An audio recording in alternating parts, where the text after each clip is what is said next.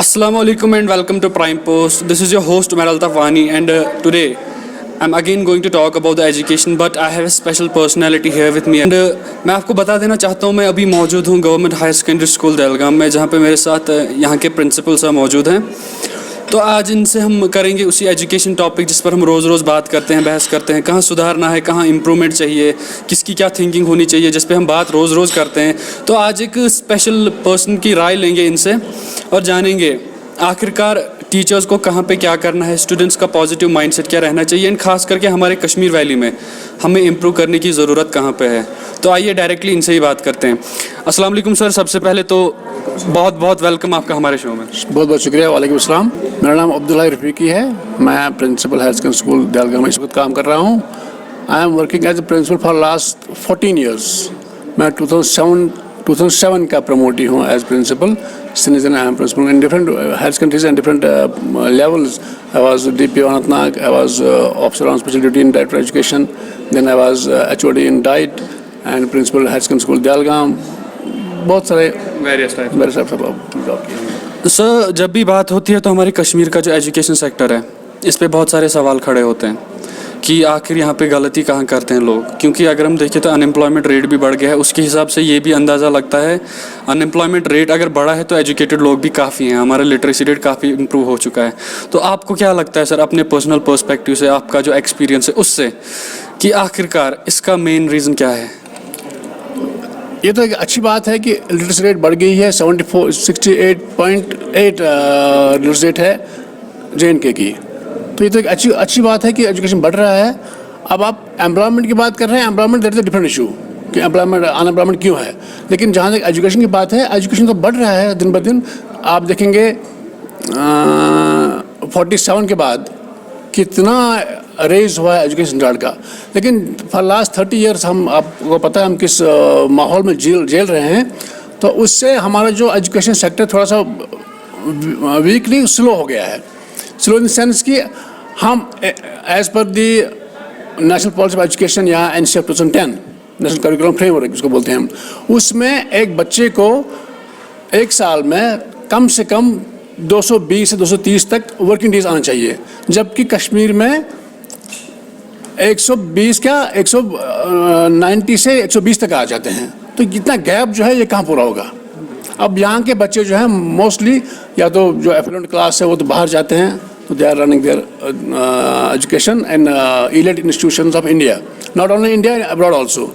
लेकिन जो यहाँ के जो लोकल्स हैं, जैसे हम जैसे मिडिल क्लास पीपल, उनके लिए एक गैप बन जाता है जो गैप बढ़ता ही जा रहा है। तो जो कमी एक बच्चे को क्लास 10th में रह जाती है, वो उसकी कमी 11th में या 12th में पूरी नहीं होती है, वो कमी उसकी ज़िंदगी भर रहती है। बेसिक एजुकेशन में जो उसके स्किल्स होते हैं वो उसको नहीं पूरी तरह से मिल पाते। क्यों नहीं पूरे होते हैं? क्योंकि टाइम उनको वर्किंग डेज मिलती नहीं है इतना। डिफरेंट पैरामीटर्स या डिफरेंट फैक्टर्स उसके रिस्पॉन्सिबल हैं, जो आपको पता है और हमको पता है। No need to discuss that. तो ये गैप बढ़ता जा रहा है। तो इस गैप को पूरा करने के लिए टीचर बहुत मेहनत करते हैं। उनको उस मेन स्ट्रीम में, एजुकेशन मेन स्ट्रीम में डालना चाहते हैं, अपनी तरफ से वो भी करते हैं। लेकिन अब क्या करें, अब हालात ऐसे हैं तो they cannot compensate the gaps which have been left out by the students in previous classes, उनको पूरा नहीं कर सकते हैं। जैसे मैं आपको एक मामूली बात बताऊंगा, हमारे यहाँ पे डिस्ट्रिक्ट लेवल पे हो जाता है क्लास 8th का एग्ज़ाम।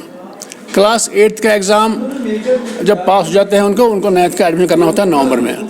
लेकिन जो उसमें स्लो रनर्स होते हैं उनको गवर्नमेंट बोलते हैं फिर इनको भी टेस्ट दे लो आप बाद में 1 महीने के बाद। तो दिसंबर आ जाता है, स्कूल बंद हो जाते हैं, उनका भी टेस्ट लेते हैं हम मार्च में। तो मार्च में उनको टेस्ट लेके पास करते हैं। तो लेकिन जो बच्चे ऑलरेडी पास हुए हैं नवंबर में, उनका क्लासिफिकेशन स्टार्ट होती है नवंबर में। जो बाकी रह जाते हैं स्लो रनर्स, उनके तो आ जाते हैं एडमिशन मार्च में। जो पहले 3 महीने गैप आ गए, तो ये और बढ़ता जा रहा है। 9th में और बढ़ता जा रहा है। तो 10th में वो कम्पीट नहीं कर पाते हैं, इसलिए रिजल्ट थोड़ा कम आ रहे हैं गवर्नमेंट स्कूल्स के, because of the gaps which have been provided, which have been created in class 7th और class upper middle class school। Sir अभी हम बात नहीं करेंगे, मतलब आप कुछ पल के लिए भूल जाएं कि आप एक प्रिंसिपल हैं, मैं कुछ पल के लिए भूल जाता हूं मैं एक जर्नलिस्ट हूं। मतलब मैं सिंपली आपको बोलूँगा आप मेरे फादर हो, मेरे सामने बैठे हुए, मैं आपका बेटा हूं। तो अक्सर कश्मीर में हम देखते हैं एक कॉमन प्रॉब्लम है, हमारे जितने भी यंगस्टर्स हैं उनमें से मैं भी आता हूँ, मतलब जितनी भी मेरी एज के हैं, मुझसे कुछ बड़े या मुझसे कुछ छोटे भी हैं। हमारे कश्मीर में अक्सर ये देखा जाता है, लोग कहते हैं कि इस उम्र में स्टूडेंट्स बिगड़ जाते हैं, एंड उसमें रीजंस होते हैं काफ़ी हद तक स्कूलिंग का, उसमें रीजंस होते हैं पेरेंटेज का। सर आपसे मैं एज ए पेरेंट, तो पहले मुझे आपसे एज ए पेरेंट जवाब चाहिए, उसके बाद एज ए टीचर आपसे जवाब चाहता हूँ। सर इसका रीज़न क्या है, क्यों कहते हैं लोग ऐसा? देखिए, जहाँ तक बच्चों के बिगड़ने की बात है, उसमें कई सारे फैक्टर्स रिस्पॉन्सिबल है। सबसे पहले रिस्पॉन्सिबल है उसके घर का माहौल।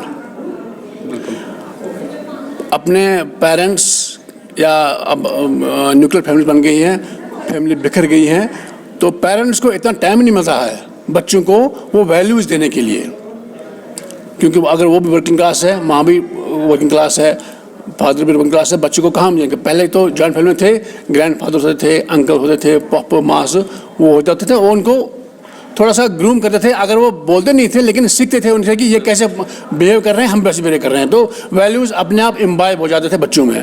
लेकिन वो तो अब ब्रेक हो गया है। अब न्यूक्लियर फैमिली बन गई है, माँ बाप, अब 2 बेटे हैं, दो बच्चे हैं, तो माँ भी जाती है ड्यूटी, बाप भी जाता है ड्यूटी, बच्चे जाते हैं स्कूल में आके वो 3 बजे आते हैं, माँ 4 बजे आती है। तो उस गैप को तो वो कहाँ उनको करेंगे, वो पूरा करेंगे? तो अगर घर की बात कहेंगे तो घर से ही, घर का ही माहौल ठीक नहीं है, कंड्यूसिव नहीं है बच्चों को तरबियत देने के लिए, जो उसके मॉरल वैल्यूज़ चाहिए थे तो वो उनको नहीं मिल रहे हैं।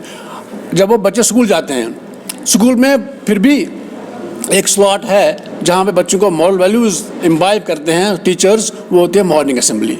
मॉर्निंग असेंबली में इतना टाइम होता है कि कुछ और भी टॉपिक हो जाते हैं बच्चों के लिए, बच्चों को प्लेटफॉर्म देना होता है, उनको बोलने के लिए डिबेट होते हैं। लेकिन उसमें एक स्लॉट ऐसा भी होता है कि कोई टीचर, कोई जो मौलवी वहाँ पे होते हैं वो उनको मॉरल वैल्यूज़, रिलीजियस वैल्यूज़ या मॉरल वैल्यूज़ सिखा देते हैं। अब लास्ट ईयर से वो भी बंद हो गया पेंडेमिक की वजह से। बोले मॉरल मत करो, तो वो वैल्यूज़ अब वो देना बंद हो गया है। लेकिन वो है, दैट इज़ देयर। कोई क्लास नहीं है, कोई सिलेबस में कोई कवरेज नहीं है, करिकुलम में कोई जगह नहीं है। अब अगर जगह है तो वो है सिर्फ मॉर्निंग असेंबली में, जहाँ पे टीचर साहिबान उनको देते हैं। अब टीचर भी कितना करें, कितने वैल्यूज़ वो उनमें इम्बाइब करिए। अब बच्चों की सलाहियत है, उनकी कैपेसिटी है, वो कितना हासिल कर सकते हैं। अब टीचर भी अपनी तरफ से मेहनत करता है। अब अगर पेरेंट भी उसको कोऑपरेट करेंगे या सोसाइटी भी थोड़ा कोऑपरेट करेंगे तो माशरा अपने आप बन जाएगा। सर एक और बात उठती है जो मतलब कश्मीर के, खासकर कश्मीर के एजुकेशन सिस्टम को लेकर आती है। मैंने इस पर थोड़ा बहुत रिसर्च भी किया है, मैंने अपने एपिसोड्स में ऑलरेडी डिलीवर भी किया है।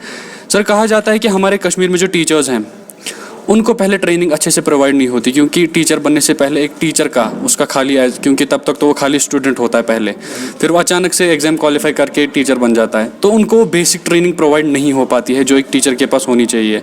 फिर वो ट्रेनिंग कब आती है, जब वो 4 साल 5 साल एक सेक्टर में गुजार देते हैं, उसके बाद उनके पास एक्सपीरियंस आ जाता है। तो वहाँ पर क्या समझते हैं आप, वो कितना ज़रूरी है यहाँ पर? मैं बताता हूँ। देखिए, जहाँ तक आप टीचर की ट्रेनिंग की बात कर रहे हैं, इस वक्त जो भी अपॉइंटमेंट या आज से 5-6 साल पहले जो मोड ऑफ रिक्रूटमेंट था वो कुछ डिफरेंट था, अब चेंज हो गया है। अब टीचर वही बनेगा जो बीएड है। बीएड एक ऐसी ट्रेनिंग है जहाँ पे टीचर ये सीख जाता है कि बच्चों को कैसे पढ़ाना है। So they are already trained, when they enter in the department they are already trained, BEd हो या डीएड हो। इससे पहले क्वालिफिकेशन रखी थी गवर्नमेंट ने 10+2 टीचर बनने के लिए, तो वो सफिशिएंट थी ही नहीं, और जो प्रोसेस रिक्रूटमेंट था वो भी डिफरेंट था। अब तो आया है कि बस एग्ज़ाम क्वालिफाई करो, क्वालिफिकेशन एलिजिबिलिटी है, उसकी है, बीएड है, then he is eligible for teacher post. अब एक टीचर एमए है या बीए है, मगर बीएड होना ज़रूरी है। तो बीएड एक ऐसी ट्रेनिंग है जहाँ पे टीचर ये सीख जाता है कि बच्चों को कैसे पढ़ाते हैं, और वे आप जो मेथडोलॉजी है वो वहाँ पे ज़रूरी है। अब जो भी नए बच्चे आ रहे हैं teachers, they are already trend.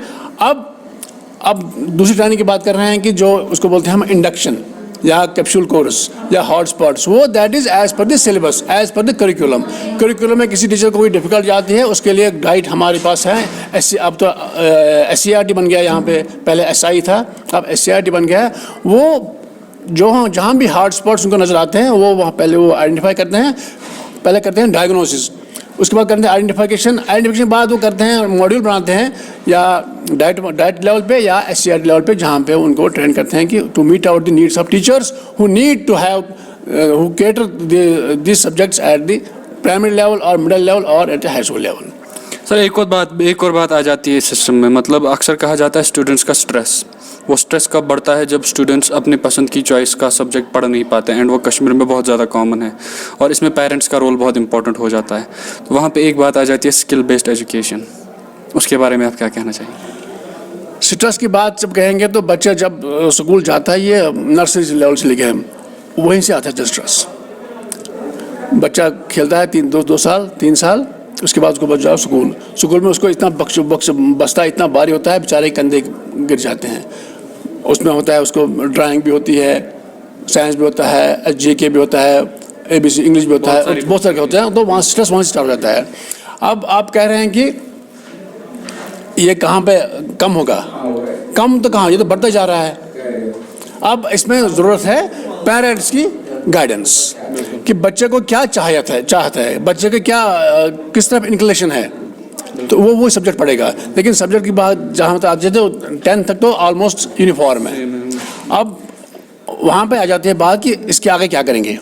उसके लिए अब हर एक हायर सेकेंडरी में हम अपनी हायर सेकेंडरी की बात करेंगे, यहाँ पे हमने एक सेल बनाई है गाइडेंस एंड काउंसलिंग की, जहाँ पे बच्चों को ये हम समझाते हैं, क्योंकि सबके बच्चे हम यहाँ पे वो बच्चे आते हैं जो लेबर क्लास के बच्चे हैं। मतलब उसका बच्चा यहाँ पे आता है, उसका बाप मजदूरी करता है दिन को, उसको क्या पता है गाइडेंस क्या है, उसको क्या पता है उसको कैरियर काउंसिल क्या है, कहाँ जाएगा आगे बढ़, उसके बाद क्या पढ़ो। उसके दिमाग में यही कि मेरा बच्चा 11th पास हो गया, 12th पास हो गया, आगे क्या करेगा उसको परेशानी भी नहीं है, ना फिक्र है, ना पता ही बेचारे को है। अब हमने यहाँ पे career counselling guidance and counselling cell बनाई है, जो बच्चों को यहाँ पे ये इसलिए तैयार करते हैं कि आपकी इंक्लिनेशन क्या है। पहले देखते हैं इंक्लिनेशन क्या है। मतलब मैं अब आपको एक मिसाल बताऊंगा। मोस्टली जो बच्चे हैं उनको मैथमेटिक्स अच्छा नहीं लगता है, लेकिन पेरेंट्स बोलते नहीं यही पढ़ना है, या किसी को सोशल अच्छा नहीं लगती है, पेरेंट्स बोलते नहीं यही पढ़ना है। अब यहाँ पे हम देखते हैं कि किस लेवल में या 10th में उसको कैसे मार्क्स हैं किस सब्जेक्ट में, उसी तरफ उसको थोड़ा गाइड कर देते हैं, थोड़ी रहबरी करते हैं कि भाई आप अगर इसमें जाओगे तो आपके लिए अच्छा होगा, आपका बेंट ऑफ माइंड इस तरफ अच्छा है तो आप इसे। इसलिए मैं चाहता हूँ कि हर एक हायर सेकेंडरी में गाइडेंस काउंसलिंग सेल बन जाए, जो हमारे पास ऑलरेडी है। वहाँ पे जो एक्सपीरियंस स्टाफ मेंबर्स हैं उनकी एक काउंसिल होती है जो बच्चों को गाइड करते हैं कि आप क्या सब्जेक्ट ऑप्ट करोगे 11th में, क्योंकि जब 11th में उन्होंने सब्जेक्ट ऑप्ट किया तो वो इसको बड़ा पीछे तक रहेगा। हाँ, उस पर बड़ा असर पड़ता है बच्चों को कि मुझे क्या लेना है। मतलब कई सारे सब्जेक्ट्स नए आ गए हैं, तो उसमें उनको रुझान नहीं है और पता भी नहीं है बच्चों को कि ये क्या सब्जेक्ट्स हैं। जैसे बायोकेमिस्ट्री है, साइकोलॉजी है, होम साइंस है, इनको पता है बस फिजिक्स केमिस्ट्री जूलॉजी बॉटनी है, political science, Urdu education, English है। तो ये एक जो रूटीन मैटर बन गया है, इसको थोड़ा सा हट के अब नए सब्जेक्ट्स आ गए हैं जो जिस तरह बच्चे अब आगे बढ़ रहे हैं और आगे कौन कर रहे हैं, हमारे जो यहाँ पे गाइडेंस काउंसिल के मेंबर होते हैं, हमारे टीचर साहब होते हैं। सर इसको ज़्यादा लंबा ना खींचते हुए सर एक लास्ट क्वेश्चन पूछना चाहूँगा आपसे। मतलब आप एक एक्सपीरियंस टीचर हैं, प्रिंसिपल भी रह चुके हैं, मतलब आपको काफ़ी नॉलेज है अपने इस फील्ड के बारे में। आपको क्या लगता है in comparison with other states या अदर कंट्रीज़ हमारे एजुकेशन सेक्टर को कहाँ पे डेवलप करने की ज़रूरत है? एजुकेशन सेक्टर को डेवलप करने के लिए बहुत ज़रूरत है, right from the word go वहाँ से शुरू होता है। मतलब अब तो नए नेशनल एजुकेशन 2020 आ गई, जहाँ पे अब पहले तो था 10+2+3, अब आ गया 5+3+3+4। इससे थोड़ा सा वो जो ट्रेंड है वो पैटर्न चेंज हो जाएगा, क्योंकि एजुकेशन पॉलिसी आने से पहले बहुत सारे डिस्कशन से, हमारे भी डिस्कशन से, मैं भी उस मीटिंग में था डिस्ट्रिक्ट लेवल पे, तो जहाँ पे हमने बोला कि अगर हम देखेंगे बच्चे को कहाँ ज़रूरत है, बेसिकली बच्चे को प्री स्कूलिंग की ज़रूरत है। Pre schooling means before class first he must be ready for class first. उसलिए अब नर्सरी आ गया, KG आ गया, नर्सरी ये LKG और अपर KG आ गया, उसके बाद आएगा वो by the time he reaches age of 6 he must be class first. तो ये 3 साल जब बच्चे को आ जाएंगे उसमें वो तैयार हो जाएगा कि मुझे पढ़ना है। बिल्कुल। तो ये बहुत एक खुशाइंद बात है, एनकरेजिंग बात है कि बच्चे को प्री स्कूलिंग के बारे में अब स्कूल में उसको एजुकेशन देंगे, जिसके लिए वो तैयार हो जाएगा एजुकेशन के लिए। तो अगर ये बेस ठीक हो जाएगी तो इमारत अपने आप ही अच्छी बन जाएगी। बातें तो और भी थी करने के लिए, लेकिन टाइम की नज़ाकत को देखते हुए हम इस कन्वर्सेशन को यहीं पे कट करना चाहेंगे। इंशाल्लाह आगे भी इस पर्सनैलिटी से बात करते रहेंगे और आप तक सारी नॉलेज जितनी भी हमारे पास इंफॉर्मेशन है या मेरे पास जितना भी मैं रिसर्च करता हूँ, या हमारे जैसे ये मेरे पिता समान यहाँ पे principal government high secondary school Dahalgam के मतलब ऐसे टीचर्स हैं जो बच्चों को एनकरेज करते हैं, जो बच्चों को समझते हैं। एंड खास करके मेरा इंप्रेशन जो यहाँ आने पे सबसे मैंने खास देखा दैट वाज इन्होंने जो नए स्टेप्स लिए हैं अपने स्कूल में, मतलब एक स्पेशल सेल खोल के बच्चों को एनकरेजमेंट देते हैं। तो इस बात से एक बहुत ही अच्छा इंप्रेशन जाता है सारी सोसाइटी के लिए and other government schools as well, जो काफ़ी कंप्लेंट करते रहते हैं गवर्नमेंट को। अब फिलहाल के लिए अपने होस्ट उमर अल्ताफ वानी को दीजिए इजाज़त, अगले एपिसोड में फिर मिलेंगे। अल्लाह हाफ़िज़।